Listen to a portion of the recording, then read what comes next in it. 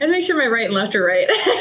So the whole deal with case studies is that like you can only do them with like extraordinary people. Yes. Or groups. Because there's a lot of ethics that goes behind it. And we'll go into that later because the IRB, or the Institutional Review Board, is it's kind of what controls the ethics to make sure that your studies are not harming people, because that would be bad. Yeah. And then what's the board for animals? It's the Institutional Animal Care and Use Committees, or it's called the IACUC. So it's the IRB for humans and then the IACUC for animals. Yes. Psychology, unless you're going into like extreme behavior or like behavioral neuroscience, it's less animals and more humans. We learn a lot from animals to explain humans, but the goal is more to focus on humans. You're going to learn a lot more from them. Yeah. About ourselves. So when you do work with humans, what's something really important that you gotta keep in mind? It has to do with like consent.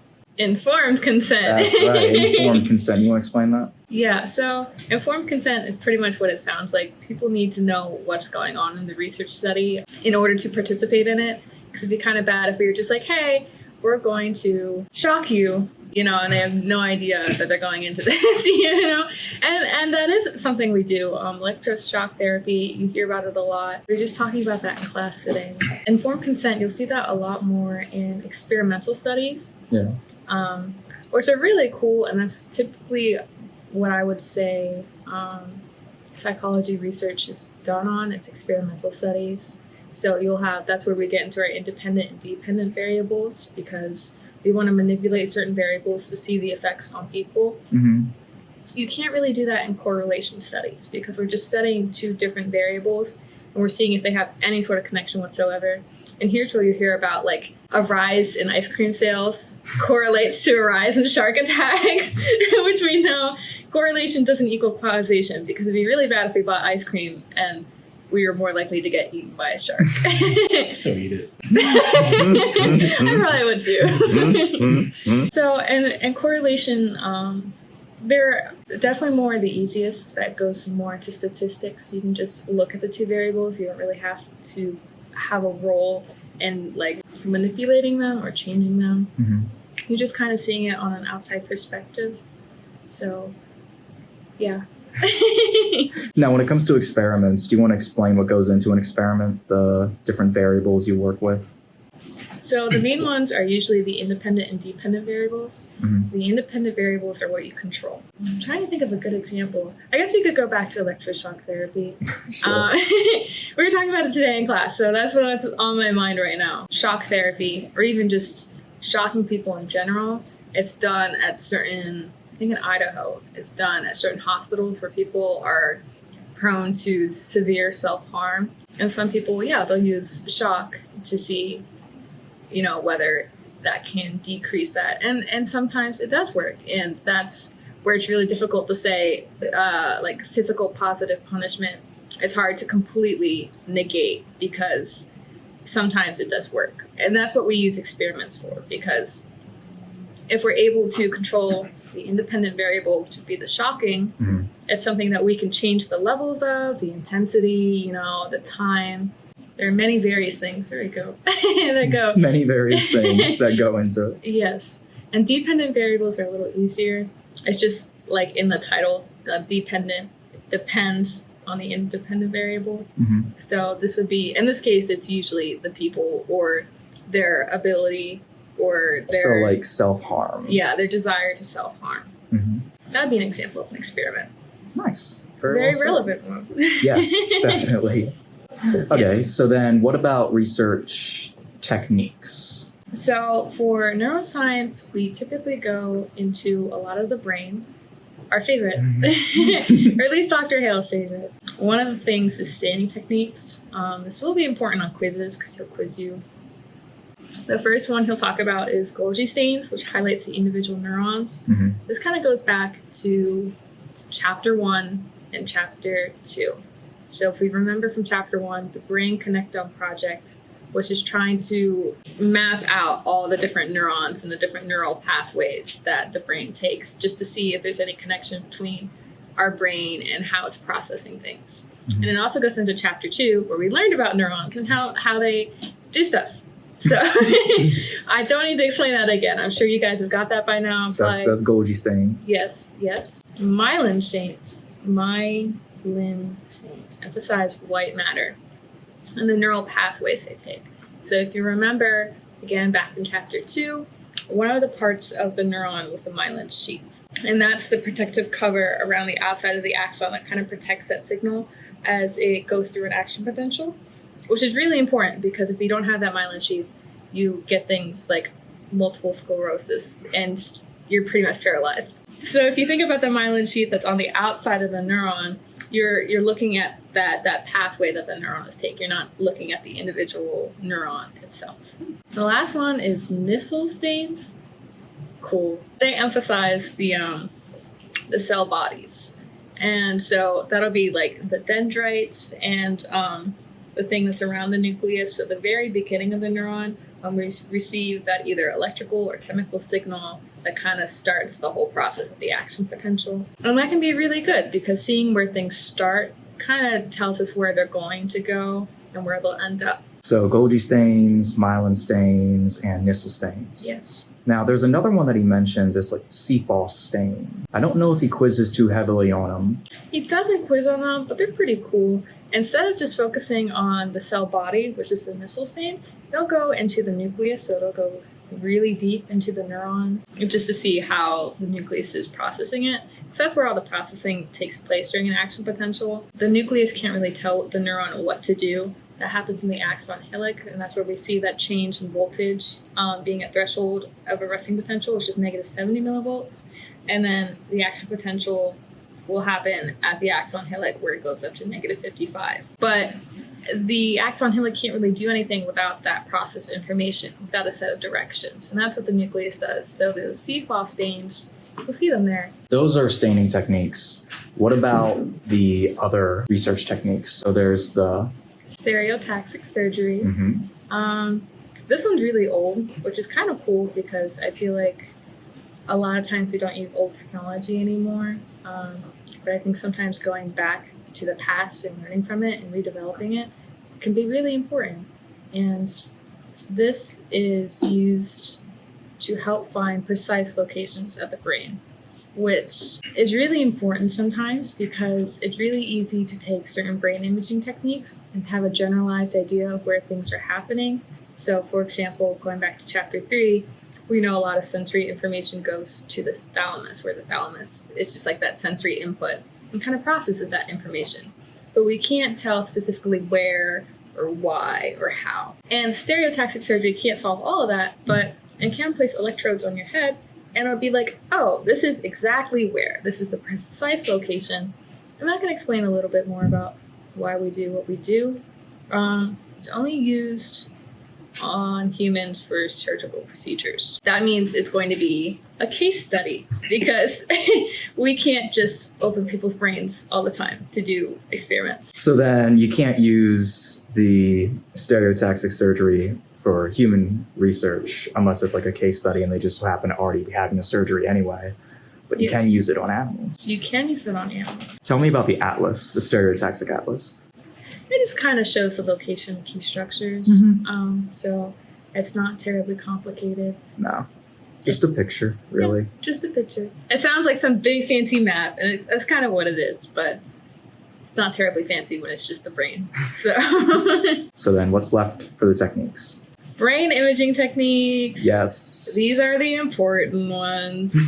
These ones you will be tested on a lot, and even on the final. Like, I'm pretty sure you test on these on the final, right? The most important ones are the EEG, the PET, and the fMRI. Mm-hmm. The EEG, a lot of people hear about this because it kind of sounds like what it is. You hear EEG, you think like electrical stuff. At least I hope you think that. And you're correct, because that's what it does. So it'll... The EEG is a brain imaging technique where you'll find the electrical activity in neurons. Thinking about electrical activity, when you think about those action potentials, they're super quick. So communication between neurons really fast. And that's what the EEG does. It like tracks those action potentials, it tracks the movement, and it does it very quickly, but it's very bad at localizing it. Mm-hmm. The PET scan I think it's technically PET, but I prefer to call it the PET scan. It's just better that way. This one's the coolest, in my opinion. They literally use radioactive like material, and they again track activity in your brain just to see where things are happening, and it's really cool. And that was my favorite because like you'll see images from PET scans and they're like glows green, and it's just like whoa. Yeah, so they'll just like inject the substances, and it has a longer time span. So on the notes it says 30 seconds, which you can track like a decent amount of, and then analyzes the spatial span of 2 to 3 millimeters. Mm-hmm. So it's not terribly one way or the other good at tracking fast activity, good at finding the activity. It's just kind of in the middle. It does better at specific areas though, rather than fast change. That's what the EEG is for. fMRIs are definitely the biggest ones. Now it detects increases in oxygen levels during neural activity. So again, tracking activity, there's a reason why he wants you to know these ones. It's very fast. It operates in a span of 1 second and a spatial span of 1 to 2 millimeters, which is a little bit closer than the PET scan. It's the gold standard. I like that because it really is the best technique we have right now. It's the most used one as far as I'm aware. Now, what's the difference between the fMRI and then an ordinary MRI? So an ordinary MRI would just see structure. Mm-hmm. So you'll get an idea of where things are at, But the fMRI can see the structure and also the activity. And it's good at doing both. Mm-hmm. It's not as good as certain things are in one way or the other. So again, like the EEG is like the best for tracking activity. But without that localization, we have no idea where it's happening. And that doesn't really give us an idea of why. So that's why the fMRI is great. TMS. Yes, transcranial magnetic stimulation. This one's also really cool. It focuses on strong magnetic fields, and that sounds like really complicated, but it pretty much just turns a part of the brain off to see what happens. And doesn't really seem to have any like long-term negative effects, which can be good for experimental studies, but we don't try to do that very often because fooling around with the brain's not always the best idea. It's used to treat major depression. They tested it like a case study on a patient who was hospitalized, and they would turn off parts of the brain to see what would happen because he had some severe form of brain disorder. Turning off parts of the brain would somehow like see if like behavior would be better. I'm pretty sure he had a severe form of epilepsy, and so they were trying to see if turning off parts of the brain would help improve it, and they did notice some changes. All right, so what's left? Right now, next in your notes is the modular mind. For those of you who've already took the quiz, you will have seen it. And the keynote here is highly specialized area. Mm-hmm. And that's pretty much all you really need to know about the modular mind, is the fact that we have different sections of the mind, going back to chapter 3, that are really good at what they do. So this is where you'll get into like the brainstem, which is really good at keeping you alive, versus like the frontal lobe, which is really good at making you do human things like planning. Those are pretty much our very specific researching techniques. And then we go into research ethics. This is the last section. Mm-hmm. This All is right. probably the easiest one, but this is just basic high school stuff. So like plagiarism. Don't steal other people's work. That's dumb. You know not to do that. People still do that, and I don't know why. Then they go into fabrication. And this is a more serious one because you're faking results. That can cause so many issues because if you fake results and then something big happens, I'm trying to think of a good example. All right, back in the 90s, Dr. Wakefield and Dr. Fudenberg, they're some crackpots, and they fabricated the whole vaccine scare, and we see what that's doing to us now. Yeah, I know. And they just stick with us for so long. Yeah. I know, and that's just very bad. So Yeah. also don't do any of this. These are the things you're not supposed to do. But this one is worse. Because like if you steal somebody's work, it's just like, shame on you. You're gonna be expelled and you probably won't get a job and stuff. But if you fake something, I don't know, we'll find you. And deception violates informed consent. So going back to what we were talking about earlier, making sure people know what's going on in the study so they're not signing up for something that they're not expecting. Again, like electroshock therapy. If I was just like, oh, we're just going to do therapy to see if we can help increase depression, and I put you in a little chair and I don't tell you, decrease. If I lie to you and be like, oh, I'm just going to sit you in a chair, we're just going to talk, see what happens, and then I shock you without you knowing it, that's deception. You could sue me. Please do. So then what are some criteria that experiment has to meet in order to use deception? So it has to be justified. You'll often hear about, what's it called? Like the bystander effect? Oh yeah, the bystander. Yes, that's a big one. Let's say I want to do a study on college students to see how helpful they are to strangers they don't know. And so I'm going by and I drop my books. But I'm telling the people who are walking by and being like, hey, I'm doing a study to see how helpful you are, and I'm going to drop my books, and I'm going to record whether you pick them up or not. Obviously, the person's going to be like, let me help you pick them up, because they don't want to be seen as a bad person. But then that's not really a truthful study. So it would be justified as long as it doesn't cause harm. Another one is the individuals are informed afterwards. So this would be very common in medication trials, where you'll have a group who's actually undergoing the medication to see what changes are being made. For example, improving depression symptoms. But some people will undergo a placebo, and they're not going to know, because we want to see if the medication is actually effective or not. But they need to know afterwards whether they were being medicated or whether they weren't.